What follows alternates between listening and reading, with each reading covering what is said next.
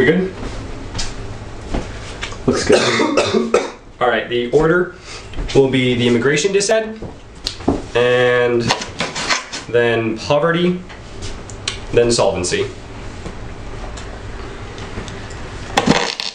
Or courts, immigration, and then poverty and solvency.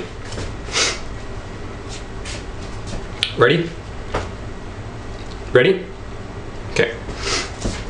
First, the court can extend the permit to compensation count winning office off that, and extend the courts don't solve. No, there's no net benefit to that. However, we still operate under, I think, from a cross-player fairness 82, the disadvantage flow, the status quo immigration laws represent institutional racism that they agree must reject this that any sort of racism offense that they extended to 2AR means we operate under that offense. We're not on the disadvantage flow. Next, the disadvantage still outweighs the case. The one-hour concedure unique claim that any risk for link means you vote negative because it would change, it would destroy the chance of immigration for passing, and the one-hour concedure relations, the racial scenario, a harder thing to evidence that the immigration reform would be the single most important action that the U.S. could take to increase relations. Any risk means you vote negative. The intentional scenario means you can't die twice. This means we have weapons because having good relations. The only region that has no nuclear weapons on the country in the world would be extremely beneficial for U.S. anti-proliferation policies. That's just through 12 evidence. The framework for this round is you can't die twice. Even if race is bad, it doesn't matter. We all are dead, especially when we operate under the extra framework. And you tell accommodates rights section right 99 evidence. There's no answers to coming out of the one hour. So even if you win, the race and comfort continue. You win in that framework too, because living is the only way to ensure morality. And the dissolve the so we give immigrants access to job. More analysis on that and on the poverty flow.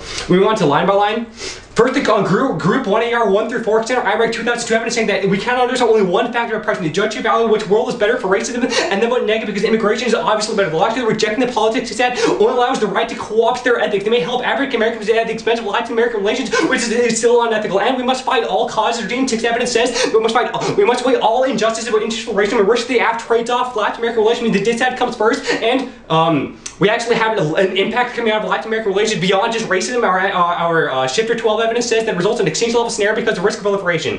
And group 1AR 5 to 6 that political capital is independent server results in loss of reform. For the specificity of our links to this question here, Republicans will seek to reduce government expenditure to vie with Obama on increased funding for urban transit. Republicans disagree with the plan on a fundamental level, and the GP will still oppose mass transit. There's no geographical incentive for American 11 evidence says that declare the constituents do not care about public transportation, so they will fight with Obama to get public support on decrease in government expenditure. That's our low NC link evidence. And they say political capital is infinite, but previous immigration policies failed because Obama spent too much political capital on others and could not arm twist the GOP effectively. Their evidence does account for GOP's tendency toward intransigence, makes political capital true in the context of immigration. They're Hutchinson 2-1 evidence. And they say Executive Branch Schopper link proves the plan is unpopular, ensuring backlash against the president is actually increase the probability of destroying any chance of critical immigration reform. And furthermore, the Executive Board does not solve the impacts. All it does is increases the cap on visas and increase the quota. It does not do anything to create a pathway decision that our Hoggard 1-4 evidence says is crucial to Latin American relations.